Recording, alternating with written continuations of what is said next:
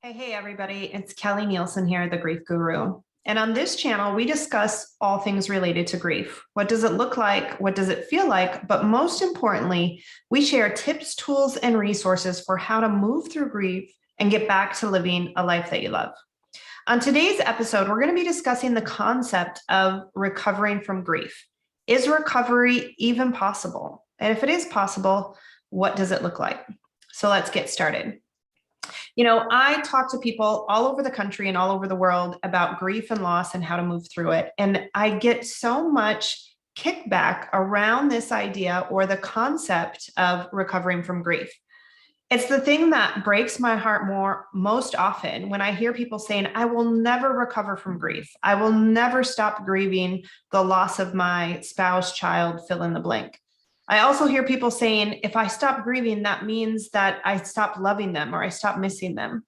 So let's get some definitions straight. First of all, the definition of grief is a deep sorrow, often resulting from the loss of somebody that you love. You can grieve many things, but the application we're talking about is specifically when someone you love dies, and it's defined as a deep sorrow. So let's talk about definitions of recovery and recovery from grief. Specifically, my definition for recovery. To me, recovering from grief means that you're no longer troubled by that deep sorrow. Furthermore, it means that all of the physical effects of grief, the lack of sleep, loss of appetite, lack of concentration, being fixated on the thoughts of loss and unable to think about other things, the inability to have fun or enjoy other things around you, that really debilitating, heavy sorrow that hinders your ability to live and love your life to its full extent. Recovery from grief is recovering from those things. To me, to be recovered from grief means that you're physically healed, that you're no longer weighed down by the physical effects of grief, and also that you are able to engage fully in your day-to-day life, that you're present, that you're optimistic, that you experience joy and peace, that you're looking forward to the future. You're not just dreading the rest of your life. You're not just surviving day to day. It's that movement from a place of debilitation. It doesn't mean that you never miss the person that you lost, or that you may have sad moments or even sad days when you think about the person you lost and wish that they were here. That doesn't mean that you're not recovered from grief, but the recovery piece of it is the debilitating, heavy, hard sadness and sorrow that interferes with your quality of life. That to me is the definition of recovery. Now, recovery, as I said, does not mean that that the loss didn't happen. A lot of people will say, well, I can't recover from grief because my child is never coming back, and implying that we're saying that the loss never happened. That's not at all what we're saying. Again, recovery from grief is learning how to move forward and live a meaningful life, a purpose-filled life, a joy-filled life that honors the person you lost. I think a lot of people are so afraid to recover from grief or to stop grieving because it somehow means that they're going to stop loving or honoring the person that they lost.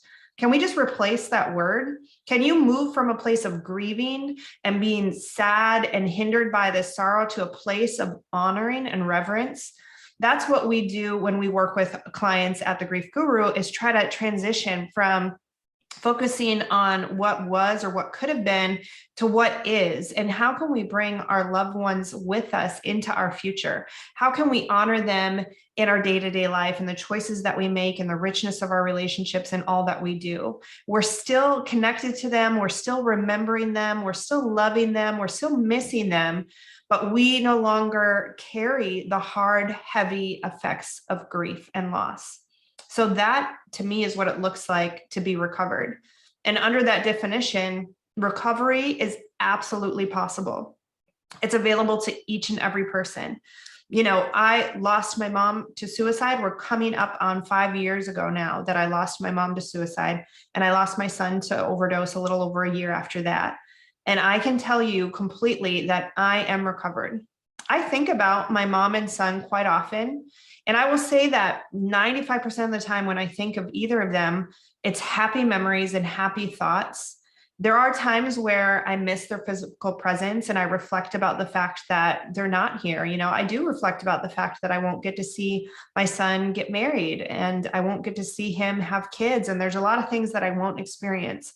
But I am living excited about what I do get to do in this life and how I do include him and honor him in all that I'm doing. The fact that I'm doing this video is a way to honor him and include him in my life right now. I want to give you an analogy that might help you to wrap your mind around this a little bit more. Now, actually, this is a personal analogy for me, and so hopefully you'll be able to relate to it. I've actually had cancer twice in my life. And in both times, I had to have different body parts removed because they had cancer. And one of those times I had thyroid cancer. I don't know if you can see a little scar here. So I had thyroid cancer about 10 years ago now. And I had to have my thyroid removed and I had to do some radiation treatments. And because I no longer have a thyroid, for the rest of my life, every morning when I wake up, I have to take a thyroid hormone replacement pill because I no longer have a thyroid to make that hormone in my body. So while I had cancer was the event that happened. And a result of the event that happened is that I lost my thyroid. And now for the rest of my life, I have to take this pill every morning and I have to operate a bit differently. That is the analogy I want you to use. Going through loss and losing something, you went through this tremendous thing and it was hard and it was painful, and grief happens in the midst of it. So grief, kind of similar to cancer, that heavy sorrow was the hard thing that I went through. The result of it, the consequence of that, was that I lost my thyroid. You lost the person that you love. And so now you will live the rest of your days differently. It has changed you just like it had changed me. And so now you have to adjust your life and adjust the way that you live according to this loss, according to the fact that you no longer physically have this person here with you. I no longer physically have a thyroid. So each day I do something about that. But I can say here confidently that I'm fully recovered from cancer. Yes, the result of cancer was that I lost my thyroid and now I have to do things differently, but I am no longer battling cancer. I'm not dealing with cancer. I'm dealing with the long-term effects and the consequences of that, but I'm no longer battling cancer. I hope that that analogy will help you to wrap your mind around it. And why is this so important anyways? Why is it important what words we use to define what we're going through and our feelings and our emotions? It's so important because our words shape our realities. Our words define for us what we're experiencing and also set the stage for us what we will experience. So remember that the definition of grief is this heavy sorrow. And grief also can cause physical sickness and physical problems. And so when you say that you will never recover from grief, that you will never be done grieving, you are literally telling your body that they are going to carry around this heavy sorrow, this deep sadness, and this physical pain for the rest of their lives. And our bodies have a great way of listening to what we say. So if we say we're never going to recover, then my friend, you won't ever recover. It's so important for us to grab hold of the hope that healing is available and possible, and for us to confess that with our mouths, for us to say, even if you don't feel like you're recovered or recovering, to say, recovery is possible for me. Today, I am going to embrace recovery. Today, I'm a little bit more recovered than I was yesterday, whatever that looks like for you. But it's crucial that the thoughts in our minds and the words of our mouth are for our healing and recovery in our highest and best life. So often people, even unknowingly, they come into agreement with things and they confess things that actually keep them stuck. It's one of the ways that people stay stuck in grief and loss is because they say, I will never recover from this. I am going to be stuck, or I'm going to be grieving this person until the day I die. So I hope that this video, if you're watching this video, that it's planted a seed, that it's caused you to ask some questions of yourself. Are you believing that recovery is possible? Can you Bring yourself to say that recovery may be possible. Recovery is possible for me. And no matter how long it takes, I'm going to reach for recovery. You know, that is the statement, the turning point in my life and my grief recovery. I didn't think it was possible for me at first. And I spent months and months being stuck and contending with that deep sorrow. And it wasn't until I saw somebody else who had survived and recovered from tremendous loss and heartache. And I saw she was completely recovered. And I said to myself right then and there, I will recover. I don't know how long it's going to take. I don't know where to begin or what steps I need to take, but I will get there. And that was the beginning of my journey.